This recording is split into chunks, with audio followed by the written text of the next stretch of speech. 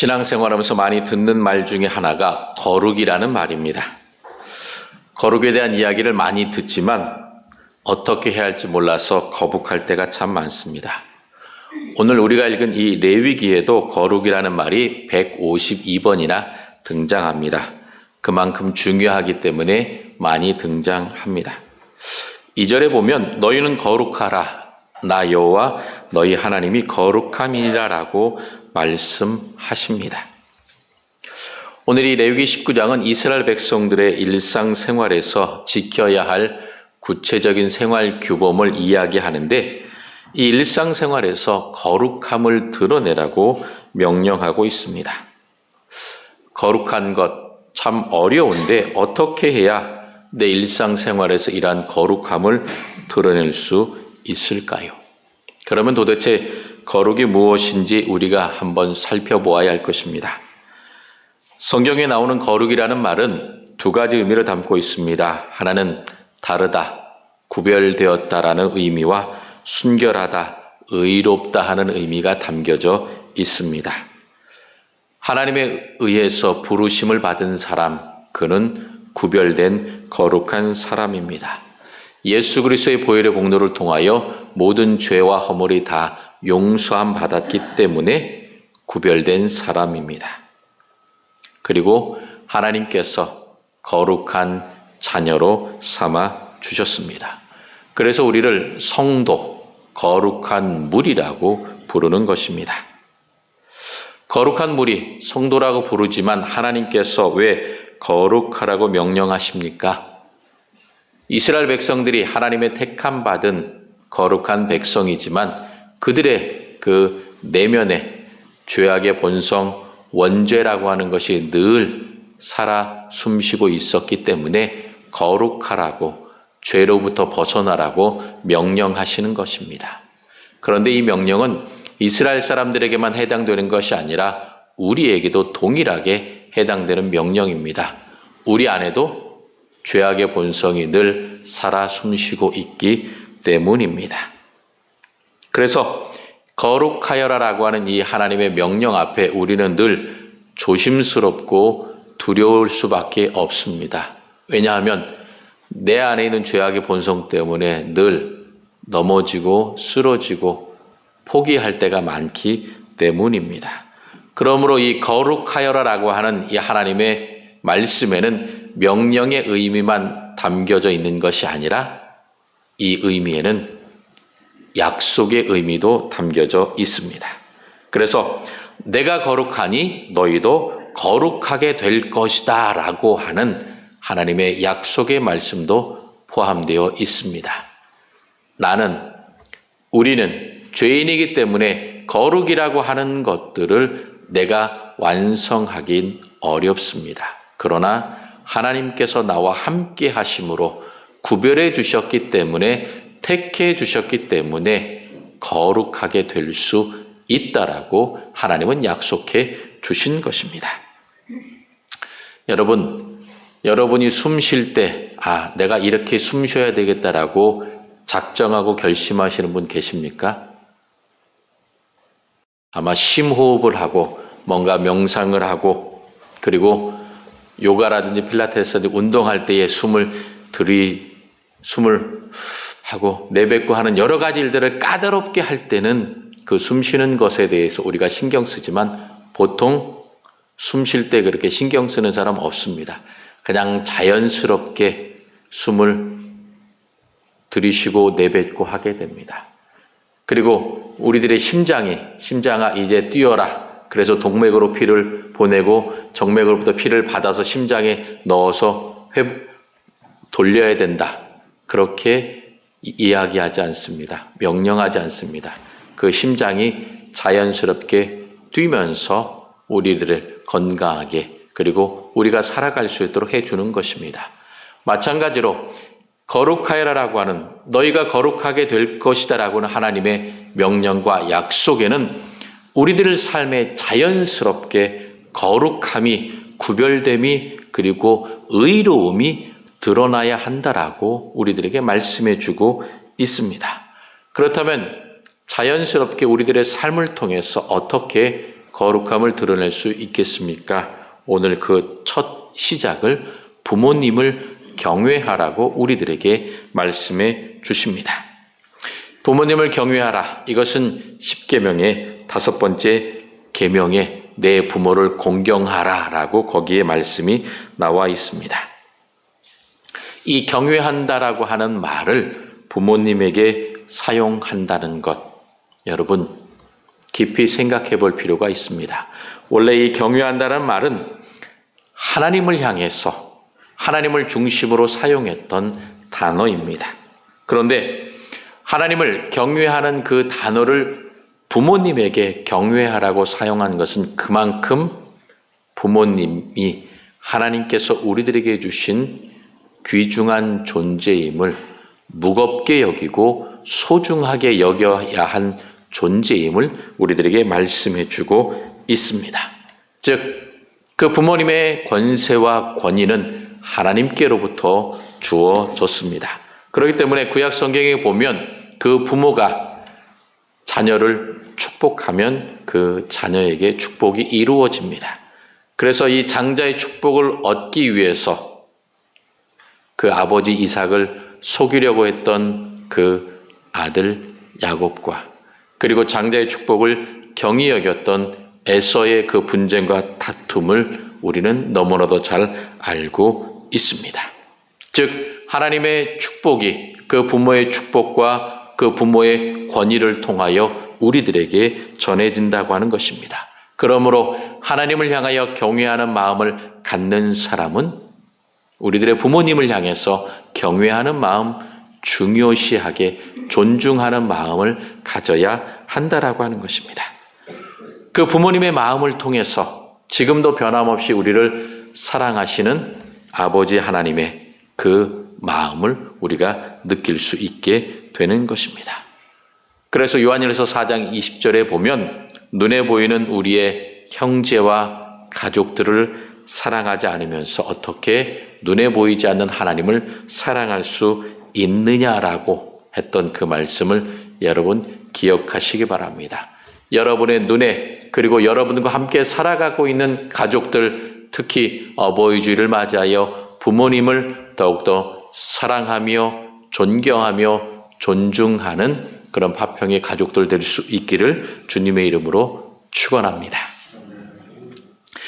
부모님을 사랑하고 존경하고 존중하면 우리들에게 뭐라고 말씀해 주십니까? 이 땅에서 장수하고 잘 될 것이다라고 하나님께서 약속해 주셨습니다. 그 약속의 복을 우리가 받아 누리기 위해서 부모님을 공경하고 더욱더 사랑해야 합니다. 부모님을 공경하면서 그리고 그 부모님을 우리들에게 보내주신 하나님을 경외하고 의지하면서 살아갈 때에 우리들에게 하나님께서 약속해 주신 복을 우리가 받게 될 것입니다. 하나님께서 세우신 그 가정에서 부모님들이 우리를 하나님의 말씀을 따라 사랑으로 정성으로 양육합니다.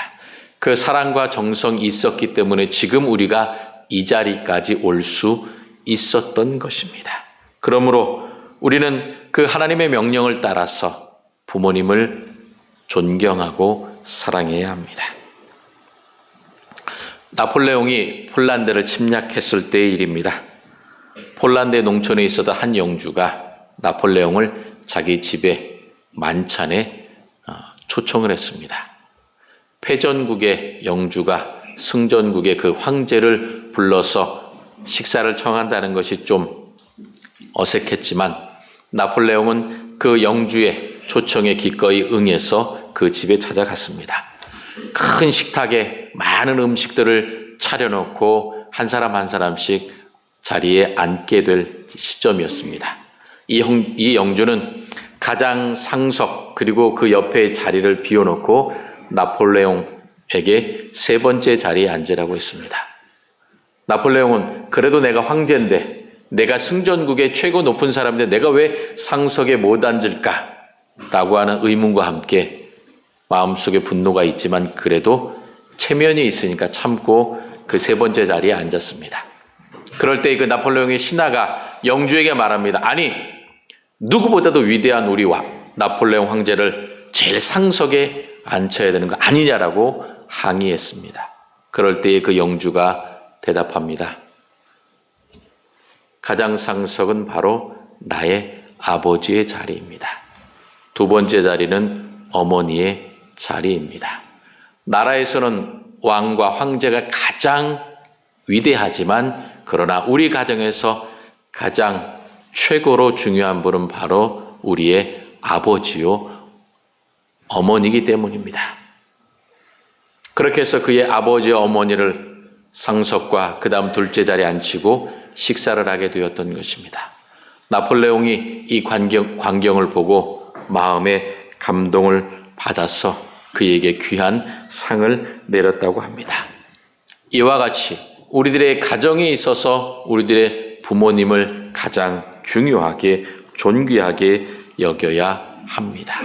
여러분의 부모님을 가장 존귀하게 여기는 것 어떻게 표현하고 있습니까?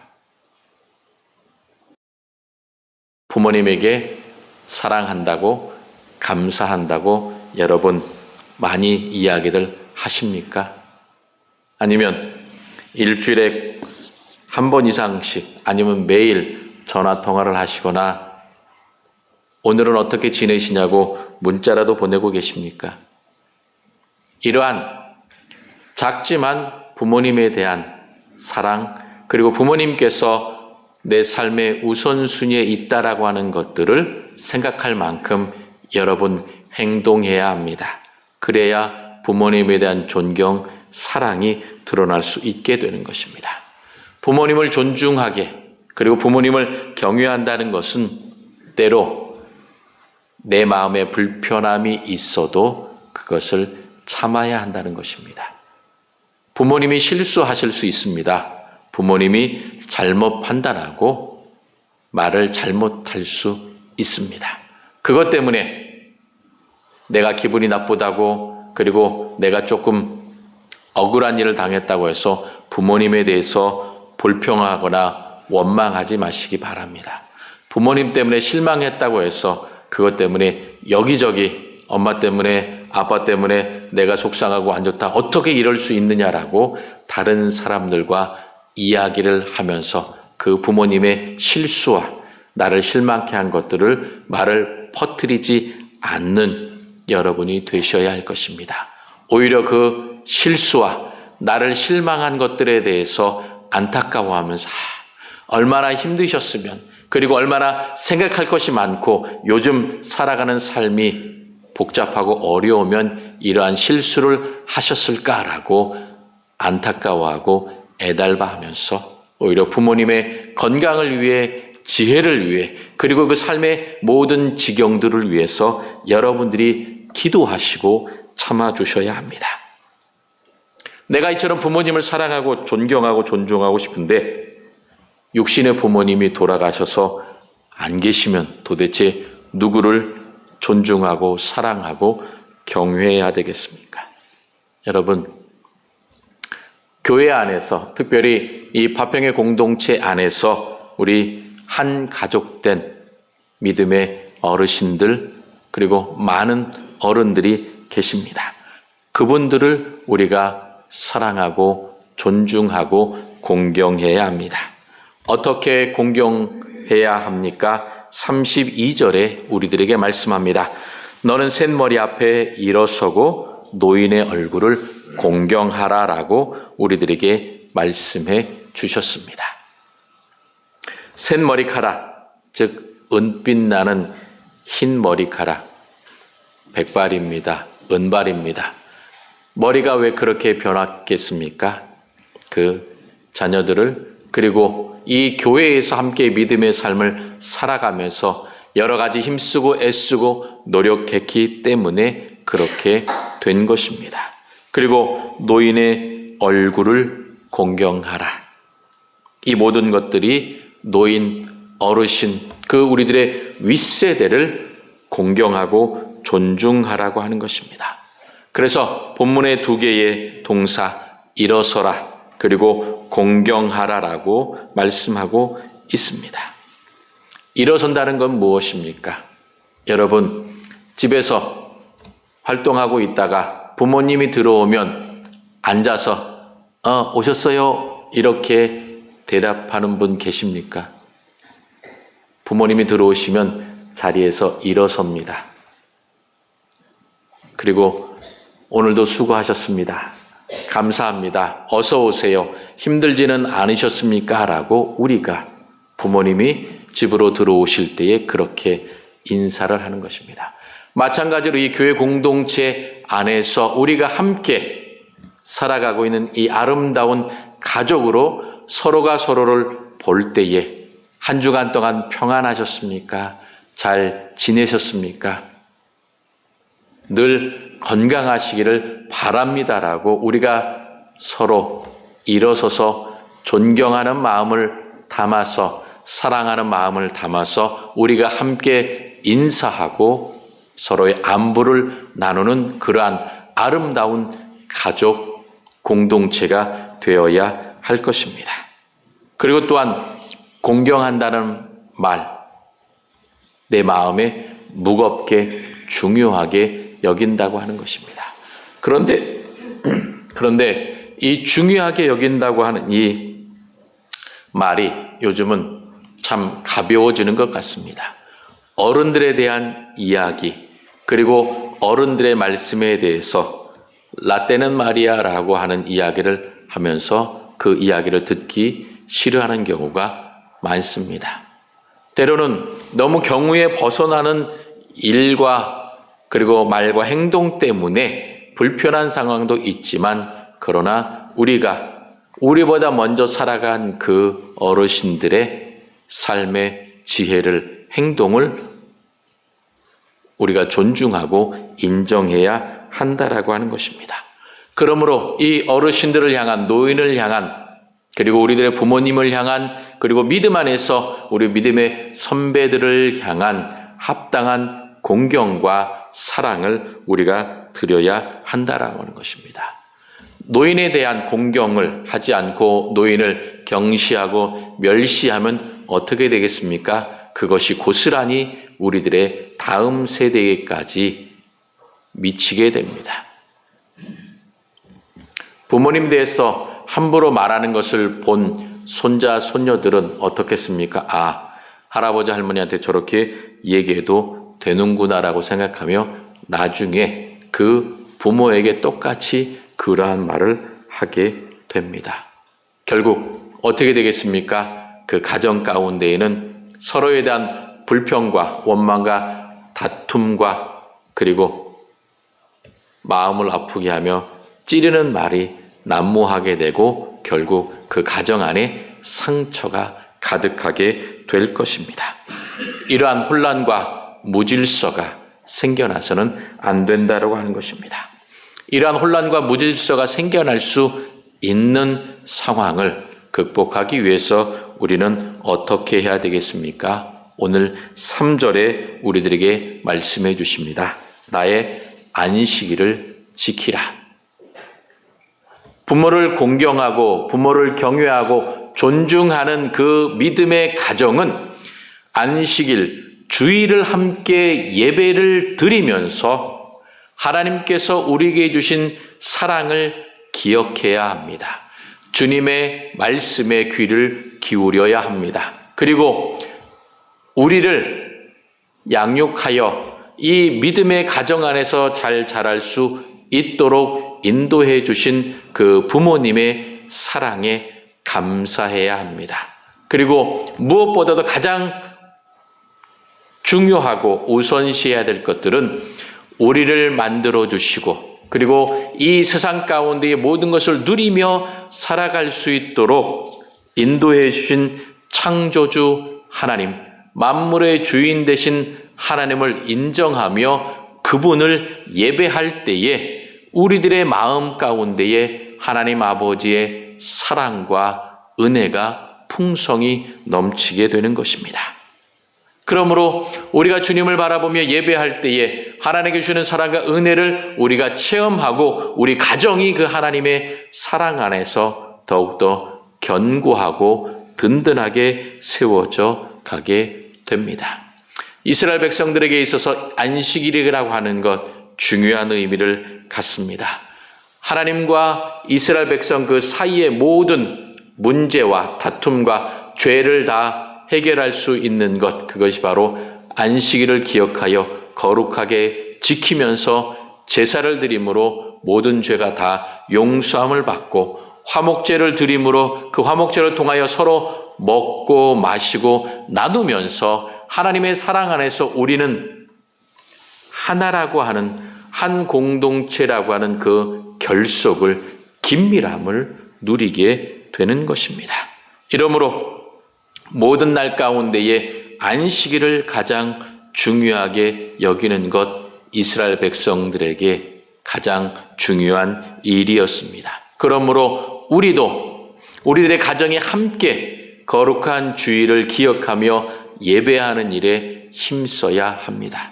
특별히 모든 세대가 함께 모여 예배하는 것이 중요합니다.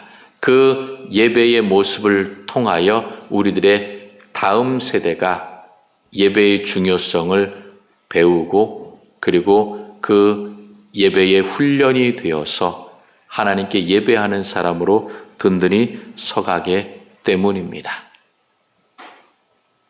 예배라고 하는 것, 우리가 평생에 드려야 할 하나님에 대한 사랑의 고백입니다. 그 사랑의 고백을 우리가 날마다 드릴 때에 나 혼자 드리는 것이 아니라 우리들의 가족이 그리고 나를 사랑하시고 지금까지 나를 키워주시고 지금도 나를 위해서 기도해 주신 그 부모님을 기억하면서 기도하고 함께 예배하는 삶, 그 예배를 통하여 우리 부모님의 믿음을 다시 한번 배우게 되는 것입니다. 안식일을 기억하여 주일을 기억하여 하나님을 예배하며 그것을 지킬 때에 그 마음이 다른 곳으로 향하지 않고 하나님께로 향하게 됩니다. 그리고 우리 부모님과 함께 예배하면서 함께 손 꼭 잡고 찬송하면서 기도할 때에 우리들의 그 사랑의 마음도 부모님을 향하게 되고 그리고 함께 믿음의 공동체 안에서 예배하는 모든 사람들을 바라보면서 서로 축복합니다, 사랑합니다라고 칭찬하고 격려할 때에 우리 공동체 안에 하나님의 놀라운 사랑이 풍성히 임하게 되는 것입니다. 그러므로 우리들의 부모님과 함께 예배하기를 힘쓰고 우리들의 육신의 부모님이 다 돌아가셨으면 이 예배 공동체 안에서 지금까지 이 교회를 위하여 힘쓰고 애썼던 믿음의 어르신들을 기억하면서 공경하면서 함께 예배하는 것, 그것이 중요하며 그 모습을 하나님께서 아름답게 보시고 우리들에게 약속해 주신 귀한 사랑을 허락해 주실 것입니다. 송강 정철 선생의 훈민가 16수 중에 네 번째에 이러한 시조가 있습니다. 어버이 살아신 제 섬기를 난 다하여라.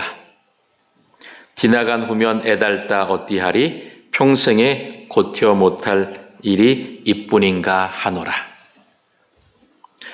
평생을 살아가면서 잘못된 일이야 고쳐가면서 할 수 있지만 부모님을 따르면서 모실 수 있는 시간은 유한하기 때문에 그 시간이 지나면 더 이상 어찌할 방법이 없습니다. 그러니 살아계실 때 성심성의껏 잘 봉양하라고 하는 권면이 담겨 있습니다. 우리 눈에 보이는 부모님 섬기는 일에 기한이 있다라는 이야기입니다. 살아계실 때 더욱 열심히 섬기고 사랑하고 그리고 함께 예배해야 합니다. 그리고 부모님이 안 계신다고 한다면 주님 안에서 한 가족 한 형제 된 교회 공동체 안에서 우리가 서로 사랑하고 섬겨야 합니다. 오늘 성경은 부모님을 경외하라고 말씀합니다. 무엇보다 가장 소중하고 중요하게 여기라고 하는 것입니다. 하나님 아버지께 우선순위를 두고, 그리고 부모님에 대하여 우선순위를 두고, 그리고 함께 믿음의 삶을 살아가는 이 믿음의 공동체 안에서 어르신을 섬기는 일에 우선순위를 두고 우리가 살아가야 합니다. 그럴 때에 그 공동체가 하나님의 은혜를 누리면서 주께 주시는 사랑과 은혜 가운데 늘 평안한 공동체, 평안한 가정, 평안한 자녀손들이 될 것입니다. 감사와 사랑의 고백, 그리고 주님을 향한 찬양과 기도의 고백을 끊임없이 드림으로 하나님을 경외하고 부모님을 경외하며 믿음의 공동체를 경외함으로 이 땅에서 장수하고 하나님께서 주시는 귀한 복을 풍성히 받아 누리는 우리 파평의 모든 성도들, 가정들, 자녀손들 다 될 수 있기를 주님의 이름으로 축원합니다. 우리를